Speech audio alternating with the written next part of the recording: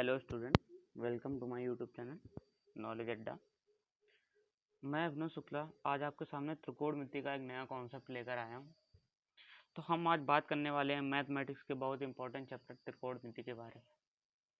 तो सबसे पहले हम समझेंगे कि त्रिकोणमिति का यूज मतलब मैथमेटिक्स में किस किस जगह। तो सबसे पहले तो त्रिकोणोमेट्री खुद एक चैप्टर है, फिर उसके बाद डिफरेंशिएशन में इसका यूज होता है, इंटीग्रेशन में इसका यूज होता है, और हाइट एंड डिस्टेंस एक चैप्टर है 10th में, उसमें इसका यूज होता है।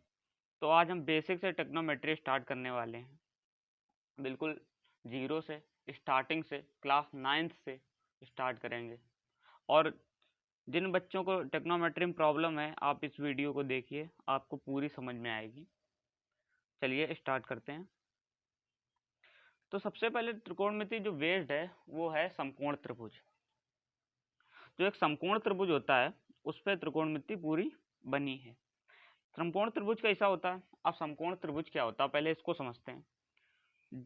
जिसका कोई एक कोण 90 अंश का हो, जिसका कोई एक कोण 90 अंश का हो, उस त्रिभुज को समकोण त्रिभुज कहते हैं। समकोण त्रिभुज में पहले बात, त्रिभुज ऐसे भी बना सकते हैं, ऐसे भी करके बना सकते हैं, ऐसे भी करके बना सकते हैं, ऐसे भी करके बना सकते हैं, ऐसे भी करके बना सकते हैं। सब त्रिभुज हैं, सब क्या है? ये सब त्रिभुज हैं।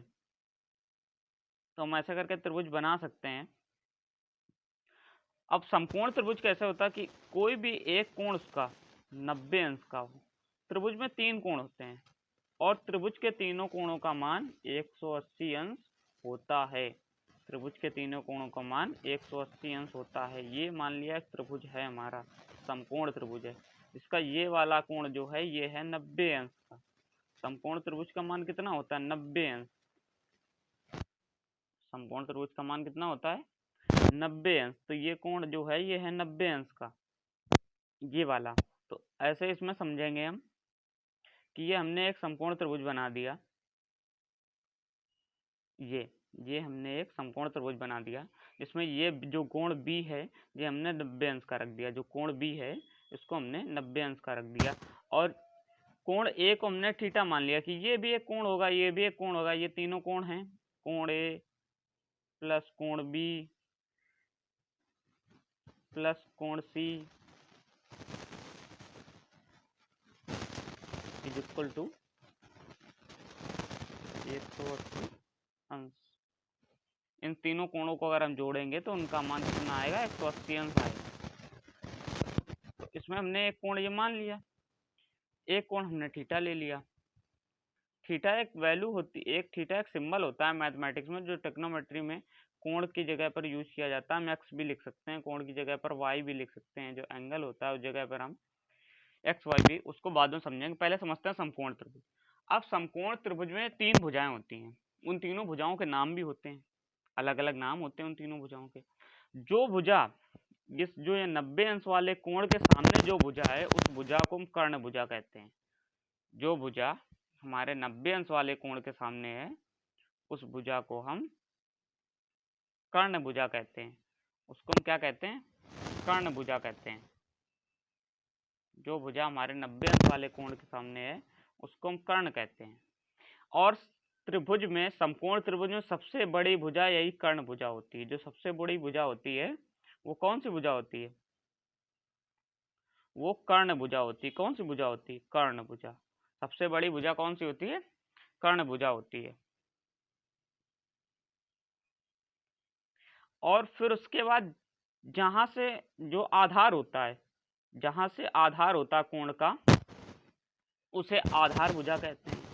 और जिस भुजा पर वो 90 अंश का कोण एंगल बना होता है उन दोनों भुजा को, और उसको लंब बोलते हैं। 3 भुजा होती हैं। फिर एक हमारे साइंटिस्ट थे पाइथागोरस। पाइथागोरस एक थे, उन्होंने इस त्रिभुज को सॉल्व करके एक समीकरण बनाया कि कर्ण की भुजा का वर्ग लंब की भुजा का वर्ग प्लस आधार की भुजा के वर्ग के योग के बराबर होगा। तो अभी हमने लिख दिया, कर्ण को K से डिनोट कर दिया, लंब को L से डिनोट कर दिया और आधार को A से डिनोट कर दिया। तो हमने क्या लिख दिया, कर्ण स्क्वायर बराबर लंब स्क्वायर प्लस आधार स्क्वायर। हमने लिख दिया कर्ण स्क्वायर बराबर लंब स्क्वायर प्लस आधार स्क्वायर। उन्होंने एक ये प्रमेय दी, ट्रिग्नोमेट्री में इस प्रमेय से ही सारे फॉर्मूला बने हैं। आगे देखते हैं। अब ट्रिग्नोमेट्री का एक घर है, उस घर में 6 लोग हैं। 3 लोग सीधे चलते हैं और 3 लोग उल्टे चलते हैं, उनके जस्ट अपोजिट। जैसे कि सबसे पहला जो है वो साइन, एक साइन जी है, जिनको हम हिंदी में ज्या बोलते हैं। वैसे हिंदी याद रखने की इतनी जरूरत नहीं है, फिर भी बाई चांस कोई पूछ दे, साइन को हम हिंदी में ज्या बोलते हैं। फिर उसके बाद एक कॉस है, फिर टैन है, फिर साइन के जस्ट अपोजिट जो वर्क करते हैं वो है कॉसेक, फिर कॉस के जो अपोजिट वर्क करते हैं वो है सेक, और जो टैन के अपोजिट वर्क करते हैं वो है कॉट। ठीक, तो इनके जो अपोजिट वर्क करते हैं वो है साइन, टैन, कॉस। अब बात करते हैं, साइन तो लिखा है, ये पीछे थीटा का सिंबल क्यों बना है? तो साइन जिस एंगल पे बनेगा, जिस एंगल पे थीटा बनेगा, ये जैसे हमने समकोण त्रिभुज बना लिया, अब बोल दिया ये ए हो गया, ये बी हो गया और ये सी हो गया, ये 90 अंश हो गया। ये जो कोण है ये थीटा है, तो साइन इस थीटा वाले कोण के सामने ही साइन है, इस थीटा वाले कोण को डिनोट कर रहा है साइन। तो इस थीटा वाले के हिसाब से कोण में कौन सी भुजा साइन की होगी, ये इसके लिए सिंबल पीछे कोण को रखते हैं, इन थीटा को रखते हैं।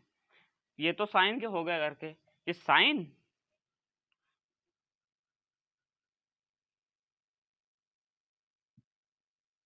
ये साइन, कॉस और ये टैन, कॉसेक, सेक, कॉट, ये हो गए टेक्नोमेट्री के घर के। हम इन्हीं के बारे में पूरी टेक्नोमेट्री में पढ़ेंगे कि साइन, टैन, कॉस, कॉसेक, सेक, कॉट, इन्हीं का यूज करके हम कुछ सवाल सॉल्व करेंगे।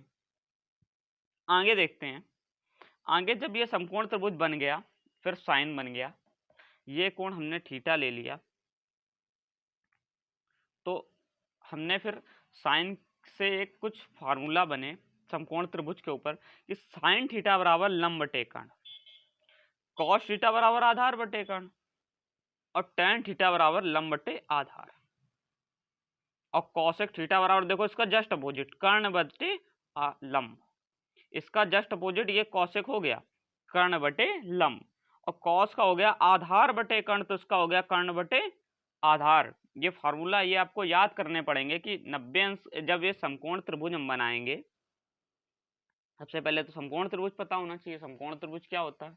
जिसका एक कोण 90 अंश का हो, फिर उसके बाद उसमें एक एंगल होगा थीटा करके या 60 करके या 30 करके, कोई उसका नाम भी हो सकता है एंगल का, कुछ वैल्यू भी हो सकती है, कुछ एक्स वाई जेड भी दे सकते हैं, ए बी सी। हमने ये 3 कोण रख दिए।